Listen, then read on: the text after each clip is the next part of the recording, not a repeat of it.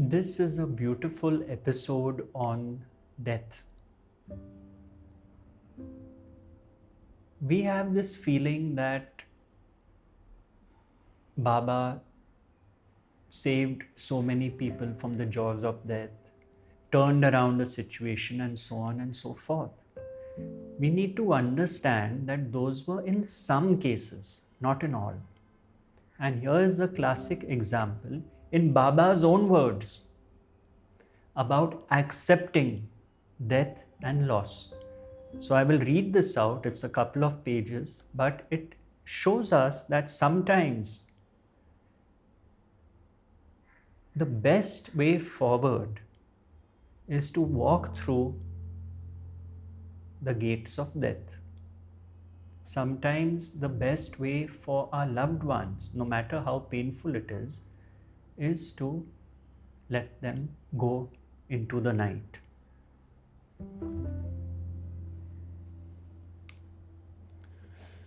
Kulkarni's wife came running to Shri Sai.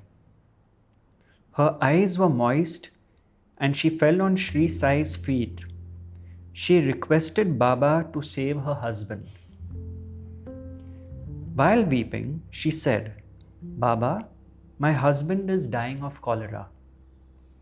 O Sai Maharaj, the boat of my life is about to sink in the ocean. Please save my boat. Give me some blessings of Udi so that my husband is saved."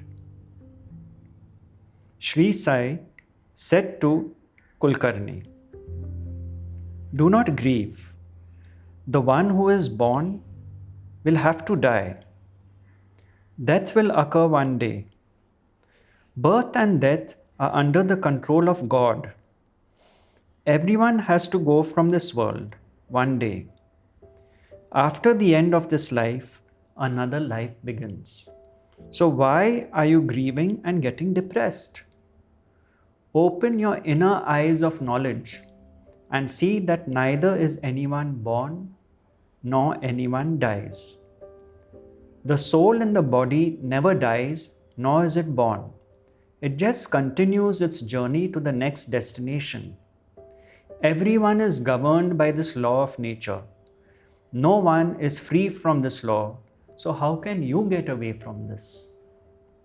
The law is applicable to everyone, and it is certain like the pole star. Baba continues to say, like clothes, when they get old and torn, the person throws them away and replaces them with new ones. Similarly, the body is like a cloth for the soul. When the body gets old and damaged or is not usable, the soul does not like to remain there anymore. The soul leaves the unusable body and migrates to a new one. The soul is a tiny particle of the energy of the eternity, and it is immortal, non-destroyable, and infinity. Don't ask me to give you Udi. You should not try to stick a patch on a torn cloth. Don't try to stop him in the name of Udi. Let him go to his next destination. In front of my eyes, he is about to change his clothes. New clothes are in front of him and he is getting ready to wear them. Don't create obstacles in his journey.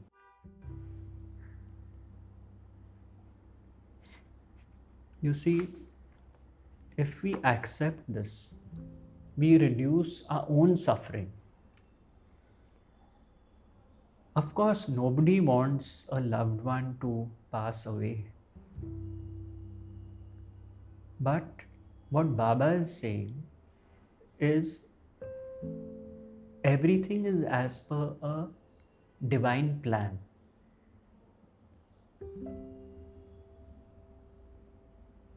So one needs to trust that plan. Instead of hoping for a miracle all the time, a stage comes when one accepts the will of God, understands that When it's over, it's over.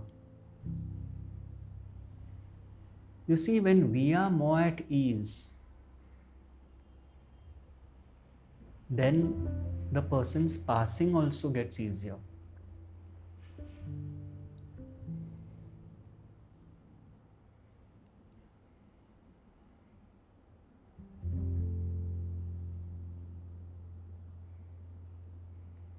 I know someone who was dying of old age, and his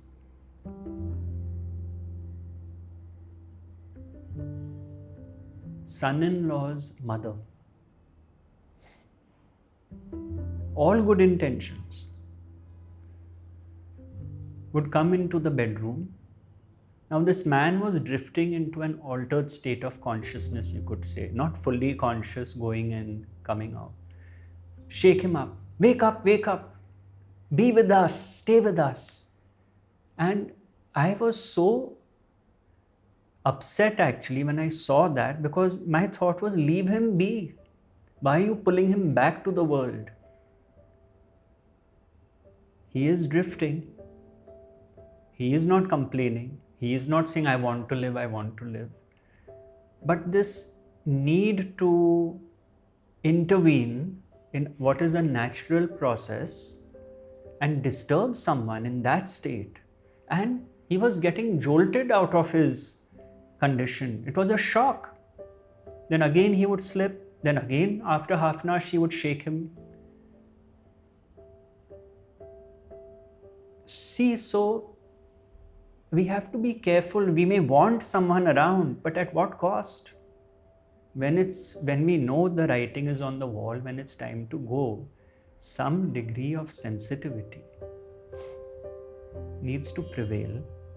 And as Baba has said, don't ask for Udi at that time. Just accept, no matter how painful, accept that this is the divine will. It's a very beautiful example, because Baba himself has denied giving Udi in this case. Painful it may be, but that graceful exit should not be denied because of our want and our need to keep the person back.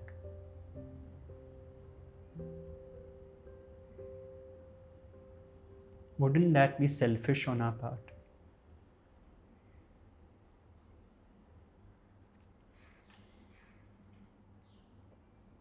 Death will occur one day, that is for sure.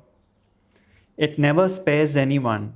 But don't bother so much about it that you start getting worried even before it comes. Don't even think about it.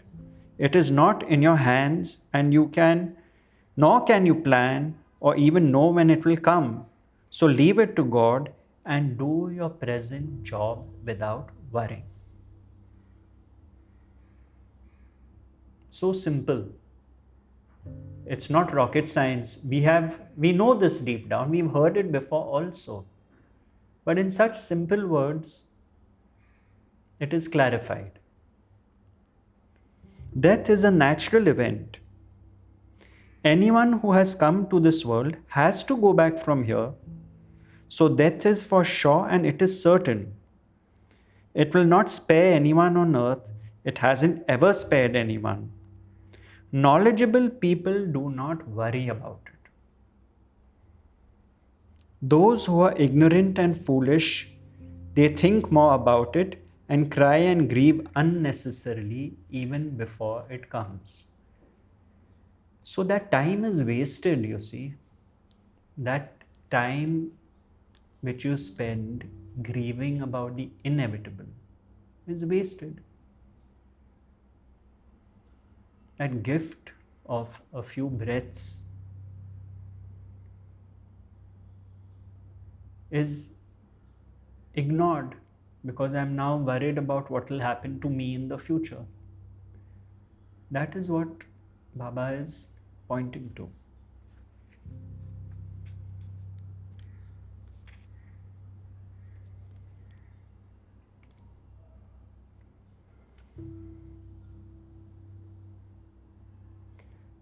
Life has to pay back one day the loan it has taken from nature to construct the body. Air from the body merges back into air. Energy, which is fire, from the body goes back to fire. All elements leave the body one by one, go back and merge with the original elements of nature. This is the reality of this body. Therefore, it is useless to grieve and lament about death.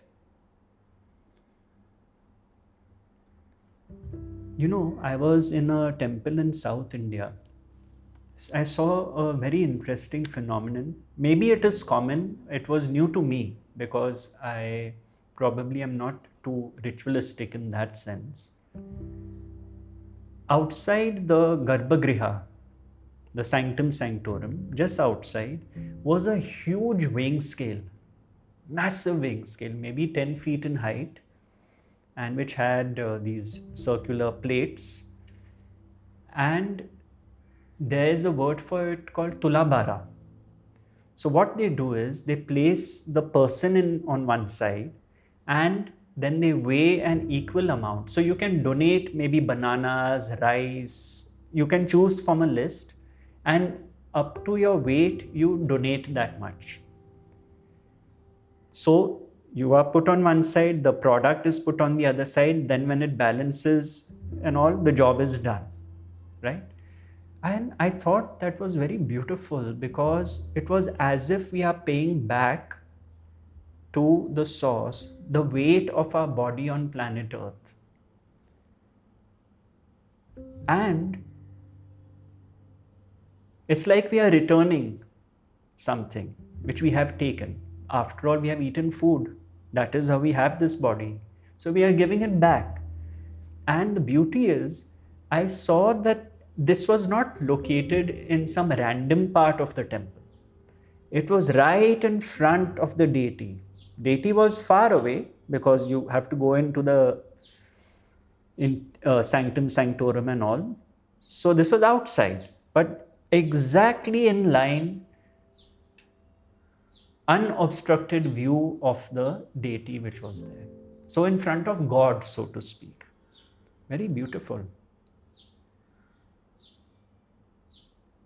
So this reminded me of that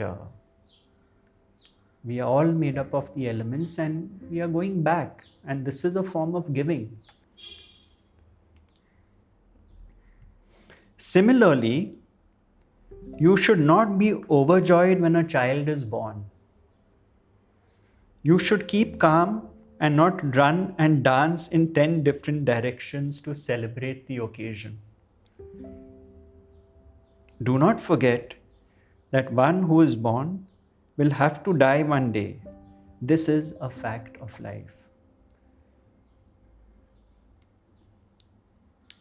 Some people may find this harsh. My God, it's so joyous, the birth of a child. It comes natural, the joy. Of course it does. But what is Baba saying here? Don't get swayed by the polaric opposites of birth and death. Everything is temporary. The minute you are born, you are dead. Because the meter starts, the clock starts ticking, you see. The number of breaths have been assigned to you. So he's just putting a word of caution there. Hey, take it easy. Understand that like everything in this realm of duality, we have birth and death. So don't get overjoyed and run around in 10 directions. Means don't get swayed, because you see, like this, you will get swayed by everything. Something good happens to you, you are overjoyed, elated. Then when something bad happens, you are depressed. And what happens is you go like this. The graph of your life is like this, buffeted between the banks of pleasure and pain, as Nisargadatta Maharaj would say.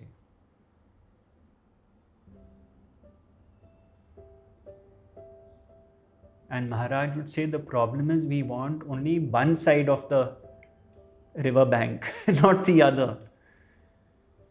The river cannot flow on only one side of a bank, right? They are both pleasure and pain. Between the banks of pleasure and pain, the river of life flows, is what he said.